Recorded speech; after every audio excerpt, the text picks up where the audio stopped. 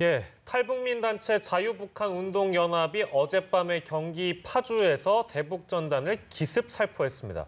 이들이 살포한 대북전단 풍선은 오늘 오전 강원 홍천에서 발견됐습니다. 네, 북한도 우리 정부를 비방하는 대남 전단 살포를 예고한 가운데 대남 확성기도 다시 설치하고 있는 것으로 드러났는데요. 오늘 전문가와 함께 관련 내용 짚어보도록 하겠습니다.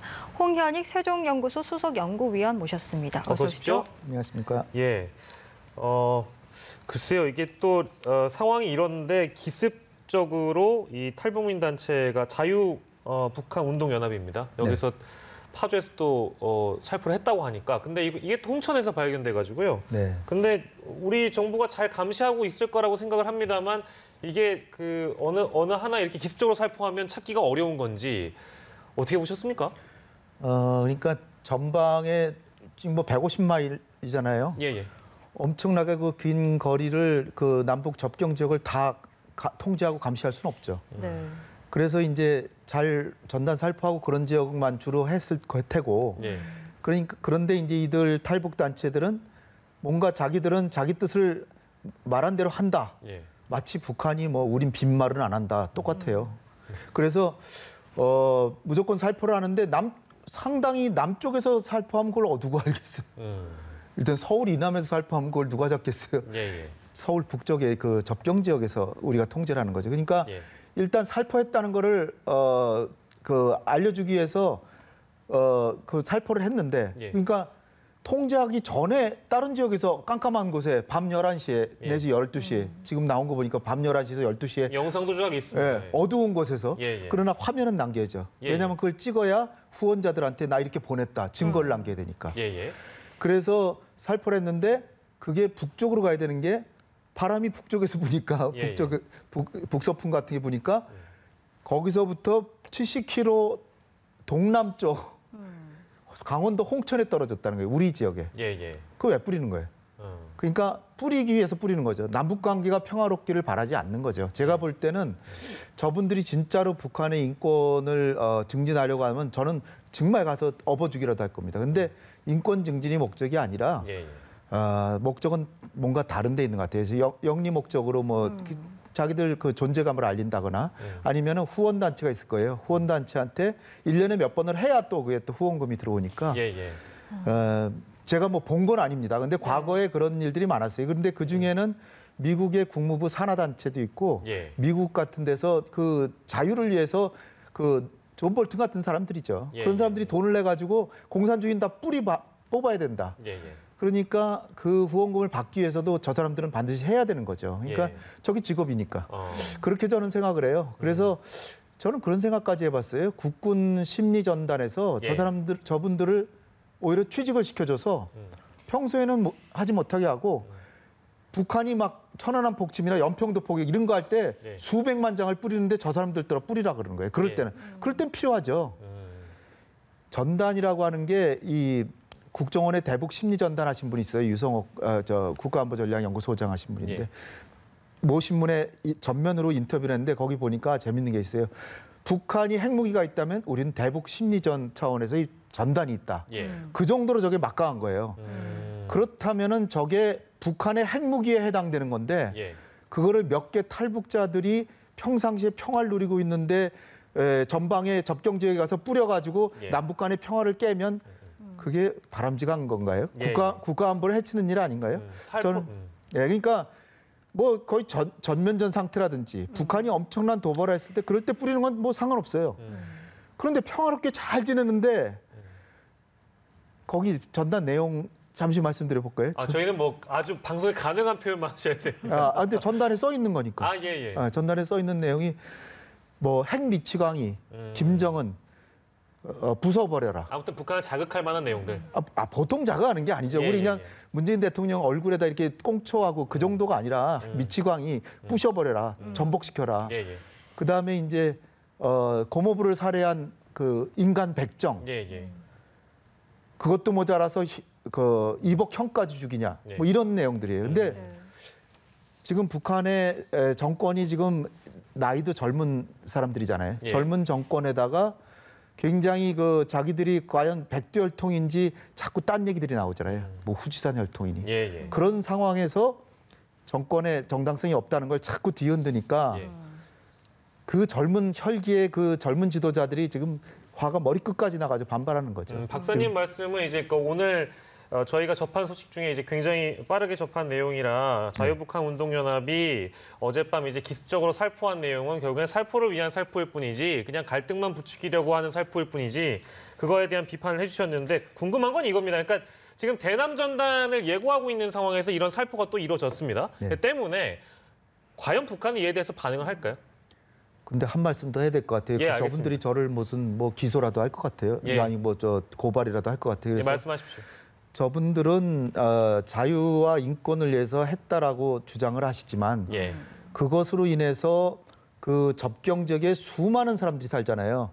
농사를 짓다가 뭐 한밤중에 했다고 하지만 예. 잠자다가도 깜짝 놀래고 또는 농사 짓다가 만약 전단 살포하면 농사를 중단하고 그 사람들 보호해야 되니까 고사총이 날라오고 그러니까 예. 대피소를 피해야 됩니다.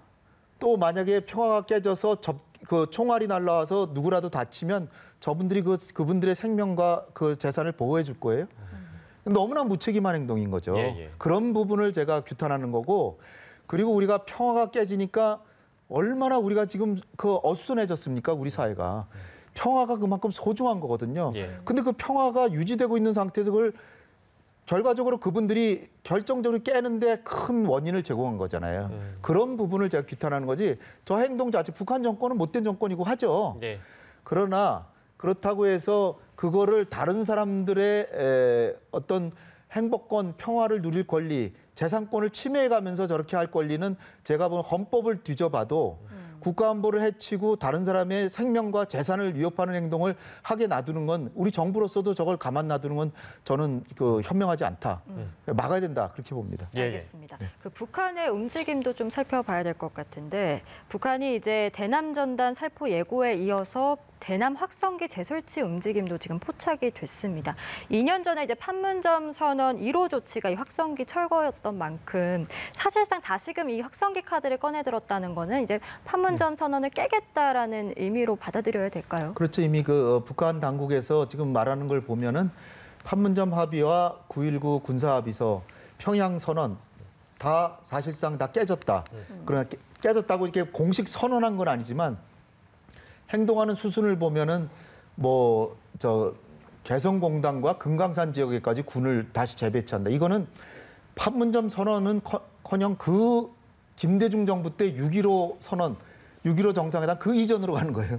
예. 개성공단과 금강산 그때 생긴 거잖아요. 그 다음에 비무장지대 내에 GP 철수 이런 게 이제 9.19 군사합의서고요. 그거는 이제 사실상 지금 깨면서 군대 소규모지만 거기다 군을 배치하니까 이건 깨기 시작하는 거고. 예. 그다음에 서해상에서 군사훈련한다. 이거는 그 지역에서 안 하기로 했는데 한 거니까 이것도 군사합의서 깨는 거고요. 그러니까 예. 그리고 확성기 방송, 또 대남 비방, 상호 비방 방송을 안 하기로 했는데 이거는 북한이 비록 우리 정부는 아니지만 민간단체지만 전단을 살포했으니까 거기에 대한 보복으로 하는 거니까 예. 우리가 굳이 북한의 책임을 더 크게 추궁하기는 우리는 사실 정부가 한 건 아니지만 사실은 예. 북한은 정부가 두둔해서 하는 거니까 예. 그 차이만 있을 뿐 깨는 거는 양쪽에 우리도 일단의 책임은 있다. 전단 부분에 대해서는 예, 확성기 방송. 예. 따라서 이 정말 문재인 정부가 했던 정말로 큰 성과라고 볼 수 있는 그 판문점 합의라든지 예. 9.19 합의 이런 게 다 깨져가고 있는 상황인 거죠. 예. 근데 우리 국방부가 상응 조치한다 그랬잖아요. 물론 이제 앞서서 좀 말씀해 주셨기 때문에 어느 정도 맞바꾸기를 어느 정도 한 거다라고 네. 말씀해 주셨는데 그래도 이 상응 조치라는 측면은 대남 확성기 설치했으니까 그럼 우리도 대북 확성기로 가야 되는 거 아니냐 뭐 이제 네. 이런 목소리도 분명히 있어서 이건 그러면 어떻게 좀 설명이 가능할까요?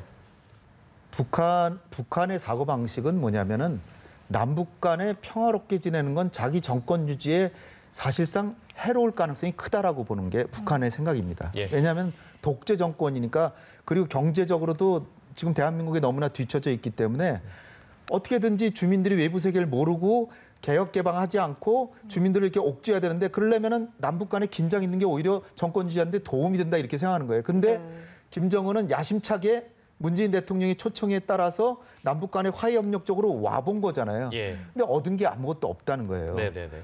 그러니까 제가 이 말씀을 왜 드리냐면 김정은은 평화롭게 지내는 게 양보했다고 생각하는 거예요.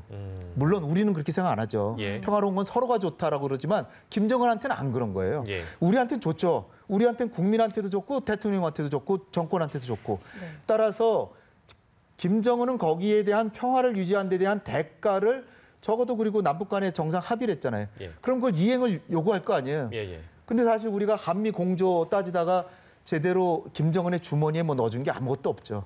그러니까 너무나 화가 난 거예요. 거기다 이제 대북 전단이 이제 완전히 이게 폭발시킨 건데 예. 따라서 북한이 확성기 방송한다고 우리가 확성기 방송을 한다? 예. 아니 나쁜 사람이 도둑질한다고 나도 같이 도둑질하나요? 아니잖아요. 그러니까 네. 사실은 우리가 먼저 할 필요는 전혀 없고 예. 일단 북한이 마구잡이로 하면 사실 우리 확성기가 북한보다 훨씬 성능이 좋아서 개성까지도 들리고 네. 완전히 압도하거든요. 우리가 굉장히 큰 안 타격이었다고 그렇겠어요. 전해졌어요. 예. 우리가 압도하는데 예. 그들이 사실 그걸 두려워하는 건데 저걸 하는 속사정은 예. 북한의 경제 사정이 너무나도 안 좋고 코로나 때문에 대외 지원도 줄어들고 그래가지고 너무나 힘든데 막 전단을 살포해서 뒤흔드니까 도저히 못 살겠다. 그러면 너네들이 제일 싫어하는 걸 해보겠다라고 정말 발버둥 치는 거예요, 저게. 제가 예, 볼 때는. 예. 그래서 뭐 걔들이 계속 한다 그러면 우리도 할 수 없이 하고 그들한테 더 피해가 가게 뭐 상응한 보복 조치로서 할 수는 있지만 예.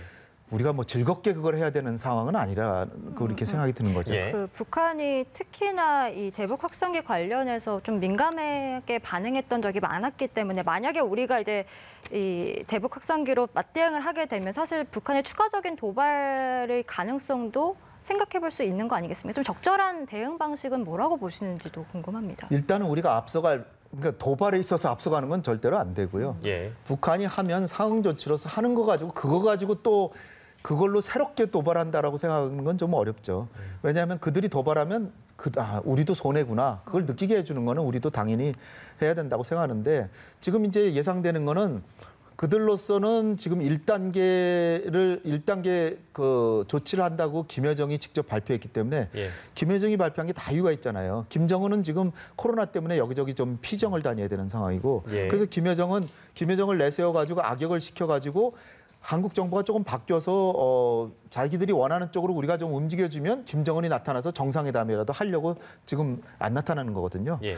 그런 상황이니까 아주 모든 희망을 다 버릴 필요는 없는데 그렇다고 해서 우리가 지금 그 예상되는 거는 김여정이는 사실 2인자 행세를 하면서 군도 거기에 복종한다 그러잖아요. 네. 그러니까 김여정이 얘기한 건 하겠죠. 그게 뭐예요?